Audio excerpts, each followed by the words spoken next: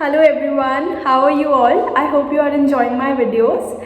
So in this video, we are going to discuss कि Indian doctors कितना कमाते हैं. Like this is a question जो हर non medico के माइंड में आता है, इवन एक मेडिको के माइंड में भी आता है, चाहे वो एक MBBS स्टूडेंट हो, कि how much are the doctors earning? Is this profession even rewarding or not? So this is a question and I am going to answer all of your questions in this video today. Okay so heading over to our first question कि एक MBBS complete करने के बाद एक graduate कितना earn करता है. So starting with the internship phase में they earn something around 10 to 30,000. ये 30,000 वाला ब्रैकेट समथिंग जो कि दिल्ली में डॉक्टर्स को ऑफर किया जाता है, बट बाकी इंडिया में इतना नहीं है. Unfortunately around 10 to 30,000 per month ही मिलता है एक सिंपल MBBS ग्रेजुएट को during the phase of internship के बाद दैट डिपेंड्स कि आपने अगर पोस्ट ग्रेजुएट रेजिडेंसी स्टार्ट करवा ली है या फिर आप एक नॉन अकैड JR हो. अगर आप पोस्ट ग्रेजुएट रेजिडेंसी में हो तो उसमें आपको अराउंड मिल रहा होगा 50 to 1 के बीच में. 50,000 to 1 तक का पैकेज है, 1 लाख तक का इसके बीच में. पर अगर आप एक नॉन अकैड JR हो that again depends upon the city, और अगर आप दिल्ली में हो तो आपको 1,20,000 ऑफ़र किया जाता है, और अगर आप दिल्ली से बाहर हो तो इससे कम ही होगा. ठीक है, तो ये दिया जाता है एक सिंपल MBBS ग्रेजुएट को. और रेजिडेंसी वाले फेज में सिर्फ 1 तक का ब्रैकेट ही जो है जो जाता है, इससे ज़्यादा नहीं है. ये एक मिथ है कि डॉक्टर्स बहुत कमाते हैं, इंडियन डॉक्टर्स में बहुत पैसा है. स्टार्टिंग में सिर्फ इतना ही मिलता है.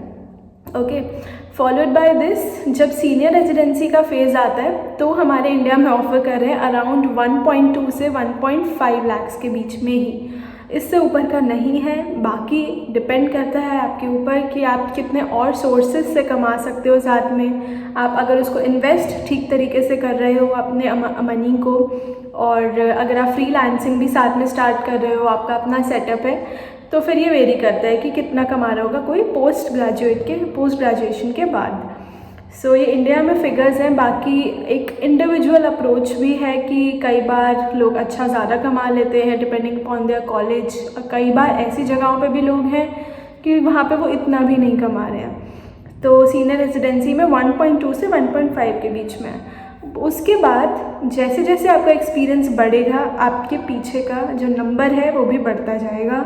और again it depends upon the city you are working in. Tier 1 city, Tier 2, 3 इस पे डिपेंड करता है, और आप पे भी डिपेंड करता है कि आप पर्सनल सेटअप में जा रहे हो, गवर्नमेंट में काम कर रहे हो, कॉर्पोरेट में काम कर रहे हो, तो उस अराउंड एक अच्छा फिगर होगा 3 to 4 लाख पर मंथ का कोई कमा सकता है. बाकी एक इंडिविजुअल अप्रोच तो है ही इस चीज़ के ऊपर. तो first of all I would say it's a myth कि डॉक्टर्स बहुत जल्दी बहुत सारा कमाने लगते हैं. ऐसा कुछ नहीं है.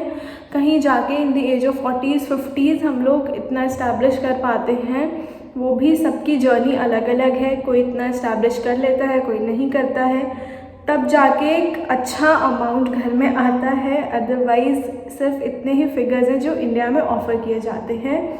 So please let me know in the comments what do you think about our Indian system, और क्या ये डॉक्टर्स को, Indian doctors are they well paid? What do you think? For the amount of hard work they are putting in, इतना time लगता है MBBS करने में, फिर एक और नीट एग्ज़ाम देते हैं, एक MBBS से पहले भी एक नीट एग्ज़ाम देते हैं, और तब जाके भी डॉक्टर सिर्फ इतना ही कमा पाते हैं. What do you think? Is it worth it?